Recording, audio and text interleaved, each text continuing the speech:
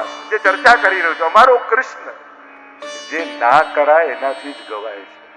આ જ એની ભગવત્તા છે. ગોપીઓ ભિન્ન ભિન્ન કાર્યોમાં, જ્યાં સુખદેવજી વર્ણન કરે છે, કોઈ પતિની સેવા કરી રહી છે, કોઈ બાળકોને ભોજન કરાવી રહી છે, કોઈ દૂધ પકવી રહી છે, જેવી વૃત્તિ એવી પ્રવૃત્તિ, જેવી પ્રકૃતિ એવી પ્રવૃત્તિ. અહીંયા મહાપ્રભુજી ભેદ સમજાવે છે. કોણ તામસ ગોપી છે, કોઈ રાજસ ગોપી છે, કોઈ સાત્વિક ગોપી છે, કોઈ નિર્ગુણ ગોપી છે. કારણ કે ગોપીઓના ભેદ એટલે કે જે એમના જુદી જુદી વૈલક્ષણ્ય છે ભાવોનું, એ જાણવું બહુ જરૂરી. તો જ ગોપી ગીત સમજમાં આવે. ભગવાન વિશે ઘણાએ લખ્યું છે, ખૂબ સરસ લખ્યું છે, પણ વ્રજ ભક્તોના સ્વરૂપને તો મહાપ્રભુજીએ જેવું સમજાવ્યું છે એવું કોઈ નથી સમજાવ્યું. ગોપીજનોના જે સૂક્ષ્મ ભેદ, અને ભેદ કહું એટલે એને નેગેટિવ અર્થમાં ના લેતા, વૈવિધ્યની વાત કરું. ભાવમાં ભેદભાવ ન હોય, વૈવિધ્ય હોય, અને વૈવિધ્યમાં સુંદરતા હોય. ભેદભાવ કદરૂપું હોય, વૈવિધ્ય સુંદરતા પૂર્ણ હોય. કોઈ બગીચામાં તમે જાઓ અને કોઈ એમ કહો આ શું ગુલાબ લાલ રંગનો, મોગરો સફેદ રંગનો, ચંપો પીળો રંગનો, આવો ભેદભાવ, આ ભેદભાવ ન કહેવાય, આ વૈવિધ્ય કહેવાય. એ જ એનું સૌંદર્ય છે. એમ કોઈ પણ ભક્તોને એના ભાવના ભેદ ન જોતા, એના ભાવનું વૈવિધ્ય જોતું. જો ને ગમે તેવો સભા, કેવી સુંદર સામગ્રી, કેવો સુંદર કીર્તન, જો ને કેવું સુંદર રીતે આ સફાઈ પણ કેટલું સુંદર રીતે, આ વાસણ કેવું સુંદર ઠાકોરજીના ખાસા કરે છે, આ માળા કેવી સુંદર બનાવે છે. એના ભાવનું વૈલક્ષણ્ય જોજો. આપણે તો શું તરાજુ લઈને સીધા ચોખવા બેસી જઈએ, ભલે કરે પણ પેલા જેવા નહીં, ભલે સામગ્રી મારા જેવી આની ના થાય, ભલે વસ્ત્ર કરે પણ મારા જેવા ના બને, યા પલાણા જેવા ના બને. કોઈ દિવસ વૈષ્ણવના ભાવને કમ્પેર નહીં કરવા, જોખવા નહીં. આ મોટું આ નાનું ના, દરેકનું વૈવિધ્યનું સૌંદર્ય છે. અને એ વિવિધતા ઠાકોરજીને ગમે છે, કારણ કે પ્રભુએ તો પ્રગટાવ્યું છે. પ્રભુને એક સરખું જોઈતું હોત, જો એકોહમ બહુશ્યામ પ્રજા, એકમાંથી અનેક થયા પણ એક સરખા ના થયા. કારણ કે એક સરખા જ કરવા તો એક જ રચત તો ચાલત, પછી આટલા બધી સંખ્યાની જરૂર નહોતી. જો એક સરખું બનાવવું હતું, એને વૈવિધ્ય બનાવવું છે, એટલે તો અનેક થયો છે. અનેકતાનું કારણ જ મૂળમાં એનું વૈવિધ્ય છે. એક સરખું જ કરવું હોત તો આટલા બધી સંખ્યાની જરૂર જ ન પડે. આટલી સંખ્યા જ એટલા માટે છે, દરેકમાં જુદો ભાવ ભગવાનને પ્રગટાવો. એટલે જ્યારે પણ વૈષ્ણવ મંડળમાં, મનોરથમાં ભેગા થાવ, ત્યારે એનું વજન લઈને જોખવા ન બેસતા. આ ભારે, આ હલકું, આ વધારે, આ ઓછું, એના વૈવિધતાનો આનંદ લેજો. ઠાકોરજીને શું શિંગાર ખોટા ધર્યા છે એ ન જોતા. જો ને આના લાલન કેવી લીલા કરે છે, મુગટ ધર્યો તો કર્ણફૂલ ધરીને બિરાજે. એવી તો કઈ રાસ લીલા કરી હશે કે જ્યારે સ્વામીજી આમને કર્ણફૂલ ધરાયા છે. એવી કઈ લીલા થઈ હશે નિત્ય લીલામાં. એવું ચિંતન કરશો તો રસ આવશે, આનંદ આવશે. અને આવું આને તો આવડતું જ નથી, આની જોડે આ થોડી આવે, તો મનમાં ખેદ થશે. ભેદ જોશો તો ખેદ થશે, લીલા જોશો તો આનંદ થશે.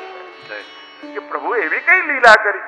જેમ ત્યાં જો સુરદાસીએ વિચાર્યું હોત કે આ કઈ વસ્ત્ર ધરાયા નથી, ગુસાઈજીના લાલનને તો કઈ આવડતું નથી, એમણે ભેદ અને ભૂલ ન જોઈ. એમણે શું જોયું? દેખો રી હરી નંગમ નંગા. અરે प्रभु ने ऐसी कौन सी लीला करी, आज कुछ धराई नहीं है ठाकुर जी. लीलात्मक देखोगे तो रस प्रगटेगा, भूल और भेद देखोगे तो है वो भाव भी चला जाएगा. इसीलिए महाप्रभु जी ने कहा तथैव तस्य लीलेति मत्वा चिंतामृतम तजेत. ये तो सब लीला है. और लीलात्मक संसार को भी देखोगे तो प्रभु के खेल के बारे में आपको आनंद आएगा. जुओ ने ठाकुरजी केवी रमत करे. પેલાને આવો ગુસ્સાવાળો બનાવ્યો, પેલાને શાંત બનાવ્યો, પેલાને તાકાતવાળો બનાવ્યો, પેલાને કમજોર બનાવ્યો. કેવી રમત ઠાકોરજી. શતરંજમાં હોય ને, હાથી પણ હોય, ઘોડો પણ હોય, પેદું પણ હોય. હાથી સીધો ચાલે ને ઊંટ આડો ચાલે ને ઘોડો અડી ઘર ચાલે. કેવી કેવી ચાલ. અરે આ વિચિત્ર ચાલ છે એટલે જ રમત રસમય છે. બધા એક સરખા ચાલતા હોત તો રમત થાત. એમ સંસારની પણ જે આ રમત છે ને એ એટલા માટે જ રસમય છે કે દરેકની ચાલ કંઈક જુદી છે અને એનો જ આનંદ છે. એ જ તો રમત છે. અહીંયા જુદા જુદા પ્રકૃતિ વાળા ગોપીજનો જુદી જુદી ક્રિયાઓ કરે છે. જે સફાઈ કરે છે તામસ છે, નાશ કરવું. જે વેપાર કરે છે, માખણ કાઢી રહી છે, એ રજોગુણી છે. જે સેવા કરે છે, સેવા પ્રવૃત્તિ એ સાત્વિક છે, તે સાત્વિક ગોપીજનો છે. કારણ આ ભેદ કેમ ચર્ચા કરી રહ્યો છું? કારણ કે જે 19 શ્લોક ગોપીજનો ગાશે ને એ કઈ બધા ગોપીજનોએ એક ટોળું કરી અને 19 શ્લોક ગાઈ નથી નાખ્યા, એ ગાઈ નથી લીધા. એ દરેક શ્લોક ગાનારા ગોપીઓના યુથ જુદા છે.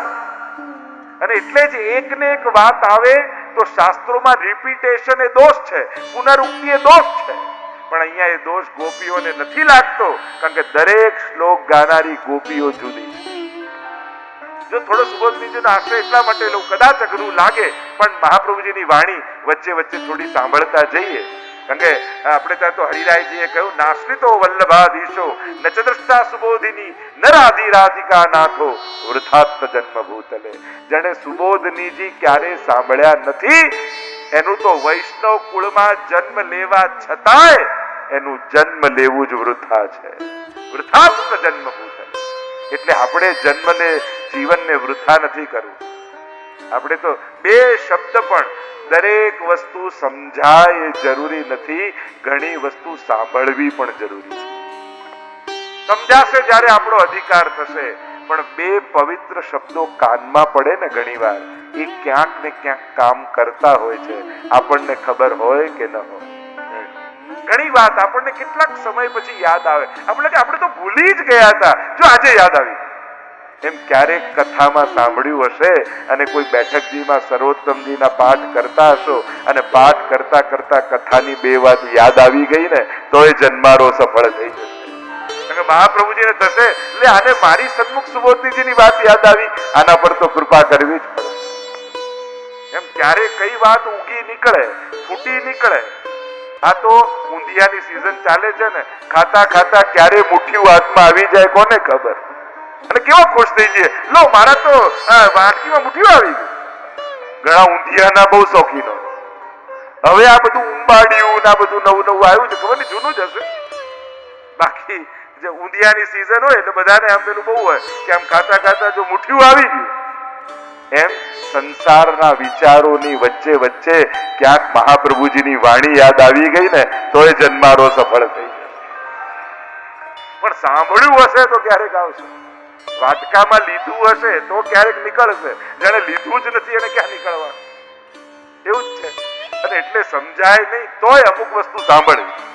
દુનિયાના જેટલા પ્રવાહ હોય ને એ ઉદ્ગમથી દૂર લઈ જાય. જ્યાંથી નીકળતો હોય અને પ્રવાહ વહેતો હોય એમાં કોઈ વસ્તુ નાખો તો જ્યાંથી નીકળે ત્યાંથી દૂર લઈ જાય. વેણુનો પ્રવાહ ઊંધો છે, જ્યાંથી નીકળે છે એ બાજુ ખેંચીને લઈ જાય છે. જ્યાંથી પ્રગટ થઈ રહ્યું છે ત્યાં ખેંચે છે. और चलकर उल्टी રીત, આ પ્રેમની રીત જ ઊંધી છે. આ પ્રેમનો પ્રવાહ જ ઊંધો છે. હારે વાકી જીત હે और જીતે વાકી હાર. એટલે જ અહીંયા હાર અને જીત ફરક જ છે. એટલે જો ઉલટી રીત છે એટલે હારનું ઊંધું કરો શું થાય? રહા એ રહી જાય. અને જીતનું ઊંધું કરો શું થાય? તજી એ ત્યજાઈ જાય. પ્રેમમાં તો હારવામાં જીત છે. સંસારથી હારતા નહીં અને ભગવાનને જીતવાની કોશિશ કરતા. ભગવાનનો ભક્ત હોય ને સંસારથી હારે નહીં. સંસાર ગમે તેટલું એને દુઃખ આપે. મહાપ્રભુજી સ્ત્રી દુઃખ સહનમ ધૈર્ય. એની છાતી એટલી મોટી હોય ને કે સંસાર દુઃખ આપતો આપતો થાકી જાય પણ ભક્ત સહન કરતો ન થાકે. दुख मेरे साथ बहुत देर तक चले, बहुत दूर तक चले, मुझ में थकन न पाई तो सारे थक गए. આ દુઃખ બહુ દૂર સુધી મારી જોડે ચાલ્યા. એને તો હવે થાકે હવે થાકે હવે થાકે. હું ન થાક્યો તો દુઃખો થાકીને રોકાઈ ગયા. હું તો આગળ જતો નથી. ભક્તની છાતી બહુ મોટી. કેવા કેવા દુઃખો એના જીવનમાં આવ્યા. વાર્તા સાહિત્ય વાંચો, ભાગવત વાંચો, રામાયણ વાંચો. કેટલા ભક્તોના ચરિત્રોને વાંચો. સાધારણ જીવન નહોતા, પણ ભક્તો દુઃખી નહોતા, કારણ કે સહન કરવાની વૃત્તિ હતી. અહીંયા ગોપીઓ પ્રભુની સન્મુખ આવીને ચાલી. પ્રભુએ નેત્રો ખોલ્યા અને આશ્ચર્યથી બંને કટી પર હાથ રાખી ઠાકોરજી જોવા લાગ્યા. જો આપણે ત્યાં આ સાતે સ્વરૂપની ભાવના એ જ છે, રાસની જ ભાવના છે. આ વિઠ્ઠલનાથજીનું સ્વરૂપ કટી પર બંને હાથ રાખીને ઠાડા છે અને આશ્ચર્યથી જુએ છે. અને પ્રભુ બોલ્યા. સુંદર ચર્ચાઓ છે. 10 શ્લોકમાં પ્રભુ ધર્મનો ઉપદેશ આપે છે, 11 શ્લોકમાં ગોપીઓ ઉત્તર આપે છે. ધર્મ સમજાવવા લાગ્યા. પ્રભુ, અરે સ્ત્રીઓનું તો પતિની સેવા કરવી એ જ ધર્મ છે. તમારા પતિ, ભાઈ, બંધુ, સખા તમારી પ્રતીક્ષા કરતા હશે, ઘરે પાછા જાઓ. અને ગોપીઓએ નિરુત્તર કરી દીધા. એમ પણ ભક્તની આગળ ભગવાન ક્યારે જીતી શકતા નથી. ક્યારે ભગવાન જીતતા નથી, ભક્તોની આગળ હારે જ છે. ગોપીઓ કહે, પ્રભુ, આ શરીરના પતિઓ તો દરેક જન્મમાં કોઈ જુદા હતા, પણ દરેક જન્મમાં આત્માના પતિ તો આપ જ હતા. એટલે મારા આત્માના પતિ આપ છો. શાસ્ત્ર એમ કહે છે, યો યદંશ સતમ ભજે, જે જેનો અંશ છે એને અંશીને ભજવું. આ બધા જ સંબંધો અમારા છે તો આ શરીરથી છે. પ્રભુ, દેહને છોડ્યા છે, વૃત્તિઓ તો લઈને જ આવ્યા છે.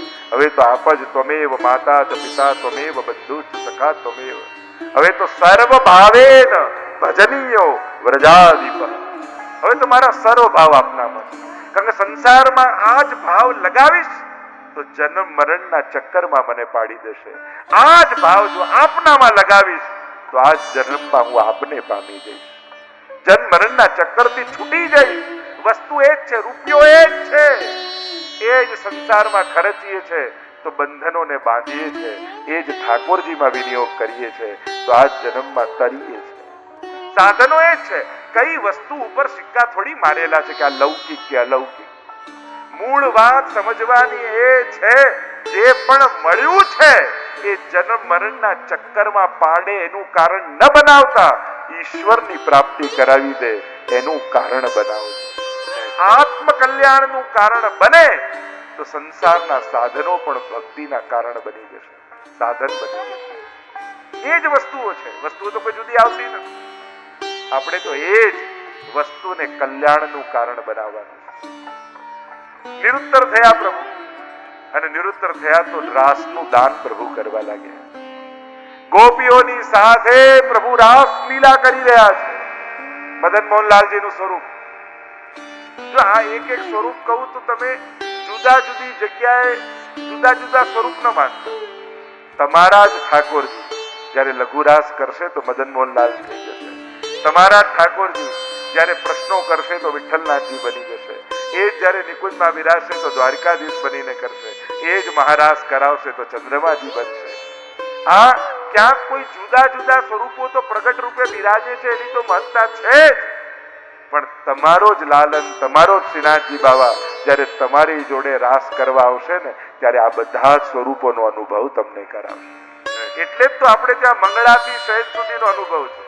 આપણને એમ થાય કે અહીંયા દોડીને જાવું, ત્યાં દોડીને જાવું, પેલું દોડી, અને એની તો મહત્તા રહેવાની જ છે. પણ એ બધા જ રૂપે કૃપા તમારા માથે વિરાજતા ઠાકોરજી કરવાના છે. એટલે એમ ન માનતા કે આ સ્વરૂપે નથી તો એ સ્વરૂપે લીલા નહીં કરે. એને જ્યારે કૃપા કરવી હશે ત્યારે એ સ્વરૂપ ધારણ કરીને કૃપા કરશે. જો કૃષ્ણલાલમાંથી મદન મોહનલાલ થયા કે શ્રીનાથજીને પોતાના ઘરે 1.25 લાખનું ગુલાબ ધરાવ્યું તો ત્યાં શ્રીનાથજીનું મસ્તક ઝૂક્યું કે નહીં? કૃપા તો એ જ છે. તો આમ એ જ પ્રભુ જુદા જુદા સ્વરૂપ લીલા ભેદને કારણે ભેદ છે.